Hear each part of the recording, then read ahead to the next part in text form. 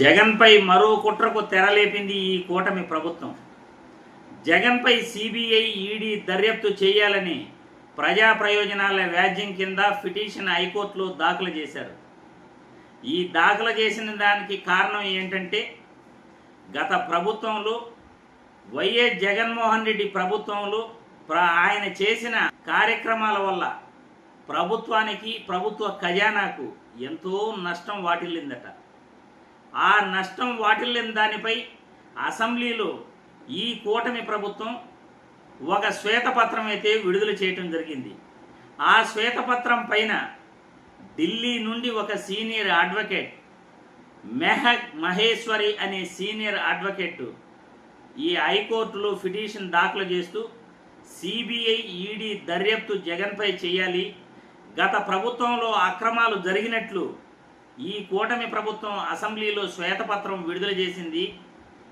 ఇక్కడ సిట్ దర్యాప్తు అనేది వేగంగా జరగట్లేదు, జగన్పై వేగంగా దర్యాప్తు జరగట్లేదు కాబట్టి మేము పిటిషన్ దాఖలు చేశాము.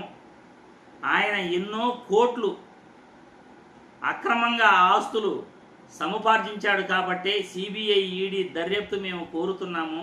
గత ప్రభుత్వంలో ఖజానాకు నష్టం వాటిల్లిందని ఈ ప్రభుత్వమే చెప్పింది కాబట్టి మేము సిబిఐ, ఈడీ దర్యాప్తు కోరుతున్నాము అంటూ ఫిల్ దాఖలు చేసింది. ప్రజా ప్రయోజనాల వ్యాజ్యం కింద ఫిల్ దాఖలు చేసిన ఈ సీనియర్ అడ్వకేట్ను ప్రశ్నల వర్షం కురిపించింది మన హైకోర్టు ధర్మాసనం.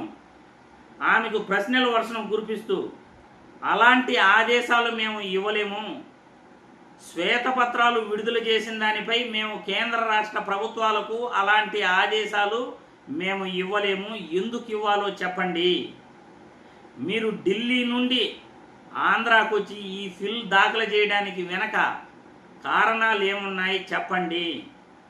మీరు బిజీగా ఉండే ఒక సీనియర్ న్యాయవాది ఆంధ్రప్రదేశ్ రాష్ట్రానికి వచ్చి ఢిల్లీ నుండి వచ్చి ఇక్కడ ప్రజా ప్రయోజనాల వ్యాజ్యం కింద ఫిల్ దాఖలు చేశారంటే దీని వెనకాల ఏముంది? ప్రభుత్వం శ్వేతపత్రాలు విడుదల చేస్తే మేము కేంద్ర రాష్ట్ర ప్రభుత్వాలను సిబిఐ, ఈడీ దర్యాప్తు చేయమని కోరాలా? అలా మేము కోరలేము, మేము అలా ఆదేశించలేము అంటూ హైకోర్టు నిరాకరించింది. దానికి ఆమెకు ప్రజా ప్రయోజనాల వ్యాజ్యం కింద ఈ ప్రభుత్వం స్పీడ్గా జగన్మోహన్ రెడ్డిపై దర్యాప్తు చేయటం లేదు, అందుకే మేము సిబిఐ, ఈడీ దర్యాప్తు అడుగుతున్నాం.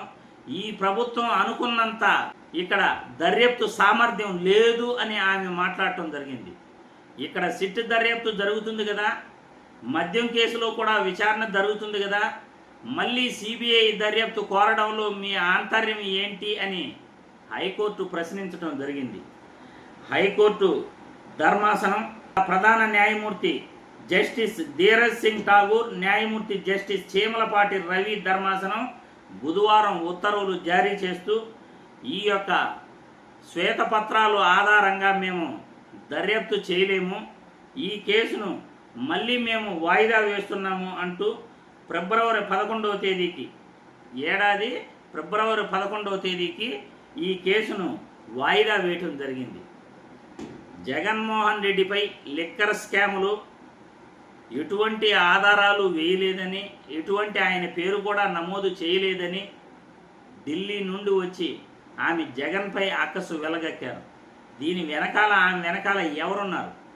ఢిల్లీ నుండి ఒక సీనియర్ న్యాయవాది చేత ప్రజా ప్రయోజనాల వ్యాజ్యం కింద ఇక్కడ ఆంధ్రప్రదేశ్ హైకోర్టులో కేసు దాఖలు చేయటం ఏంటి?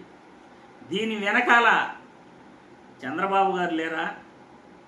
వ్యవస్థలను మేనేజ్ చేసే చంద్రబాబు గారు తప్ప ఇంకెవరుంటారు ఇటువంటి కేసులు వేయించడానికి జగన్మోహన్ రెడ్డి గారిపై?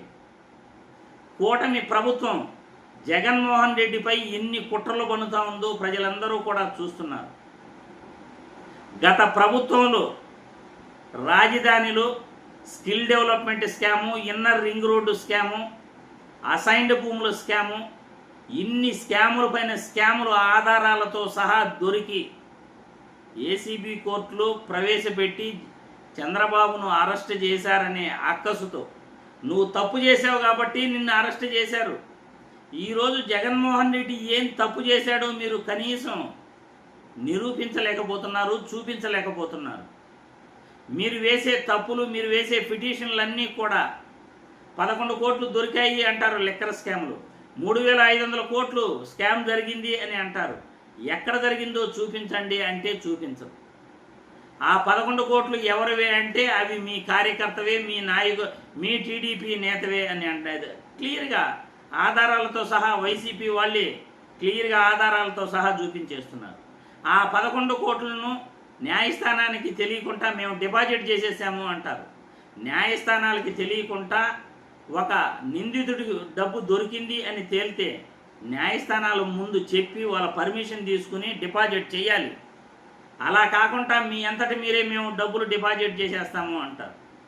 కూటమి ప్రభుత్వం యొక్క కుట్రలు ఏ విధంగా కొనసాగుతున్నాయో జగన్మోహన్ రెడ్డిపై ప్రజలందరూ కూడా చూస్తూనే ఉన్నారు. సిబిఐ, ఈడీ దర్యాప్తు కోరుతూ జగన్మోహన్ రెడ్డిపై తమ అక్కసును వెళ్ళగక్కుతుంది ఈ కూటమి ప్రభుత్వం. దీనికి త్వరలో అన్ని సమాధానాలు కూడా దొరుకుతాయి. ఖచ్చితంగా ఎవరు ఏంటి అనేది ప్రజల ముందు ఖచ్చితంగా నిరూపితం అవుతుంది.